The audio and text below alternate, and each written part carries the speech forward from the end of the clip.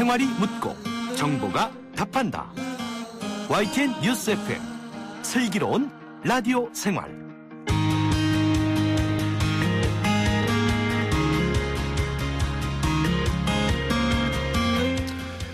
네, 일부는 현장의 목소리로 생활 속 이야기 들어봅니다. 최근 한 달 새 전남 지역에서 400여 차례의 지진과 진동이 발생했습니다. 특히 외신이 한반도의 대규모 지진 발생 가능성을 분석한 보도가 전해지면서 뉴스 보시고 놀라신 분들 많으실 텐데요.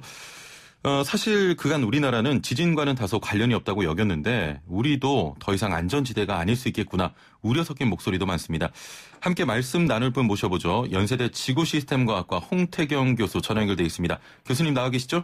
예, 안녕하세요. 예, 전화 연결 감사드리고요. 최근 전남 지역에서 잦은 지진과 진동이 발생하고 있다고요?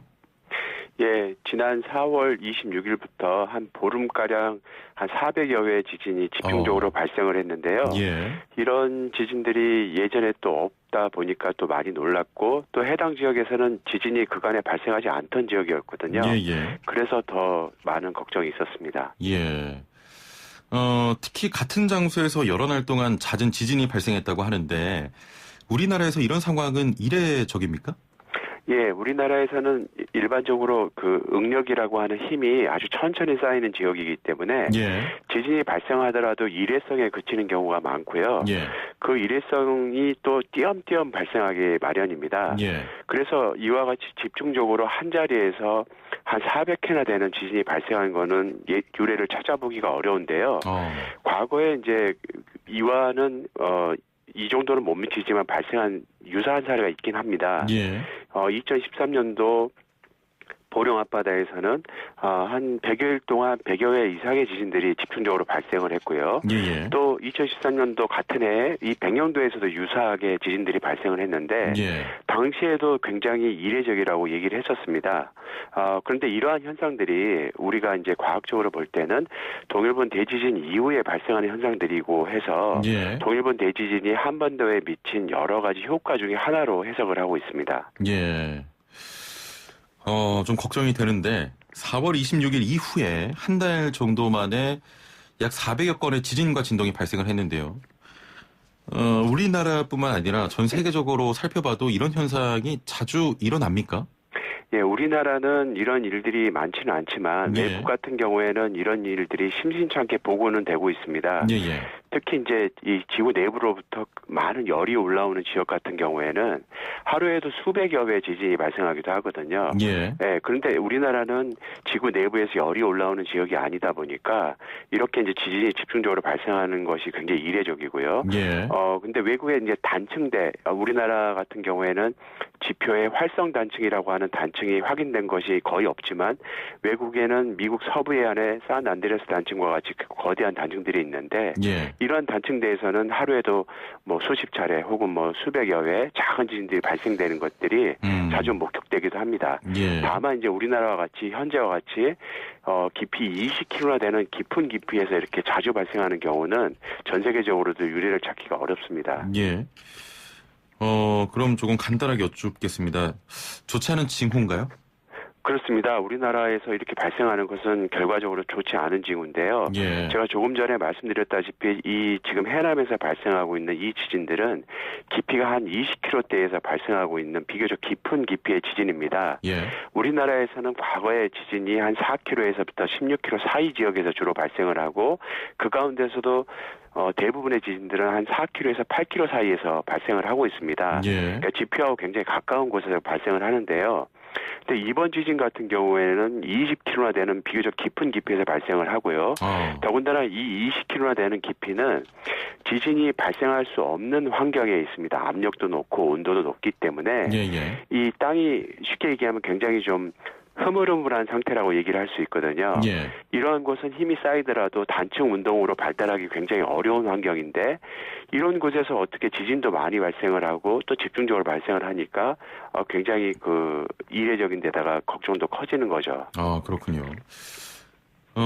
전남 해남 인근에서만 이런 현상이 발생한 겁니까? 아니면 한반도 다른 지역에서도 이와 비슷한 현상이 관측이 되고 있습니까?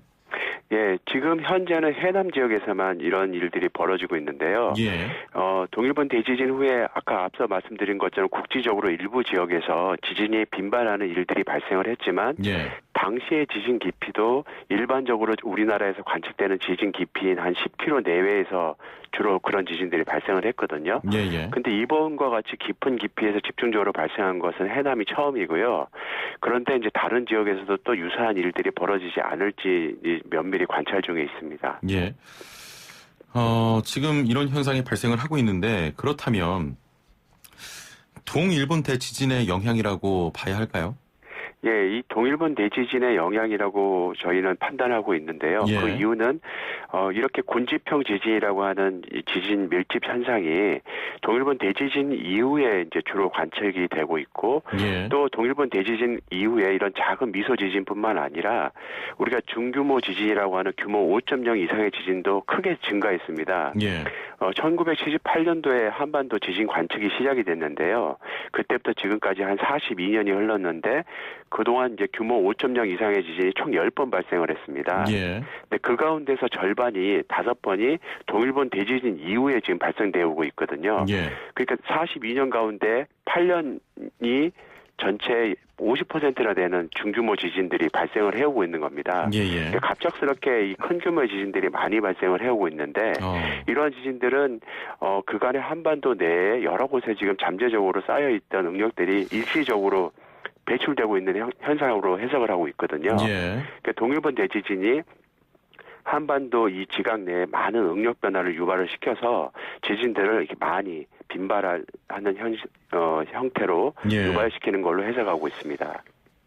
계속 말씀하신 내용 중에 20km 깊은 곳에서 이런 지진이 발생하고 있다 말씀하셨는데, 만약에 지진이 발생한다면 20km 깊은 곳에서 난다는 이 상황이 엄청난 강진으로 이어질 수가 있는 겁니까?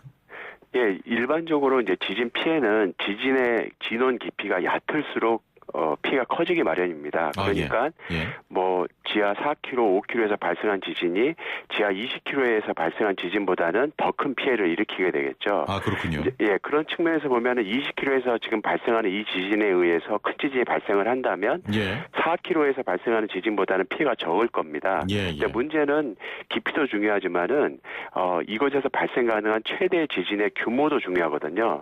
비록 20km대로 좀 그간의 한반도 지진보다는 깊을지 몰라도 큰 규모의 지진이 발생한다면 역시 큰 피해로 연결이 되거든요. 일례로 이제 우리 그 경주 지진 같은 경우에는 지하 11km에서부터 16km 사이 지역이 부서지면서 지진이 발생을 했습니다. 당시의 규모가 5.8이었는데요. 당시에 이 경주 지진도 이 굉장히 큰 지진동을 일으켜서 이 경주 일대에 뭐 많은 유물 같은 것도 이제 파손되고 이랬거든요. 그렇습니다.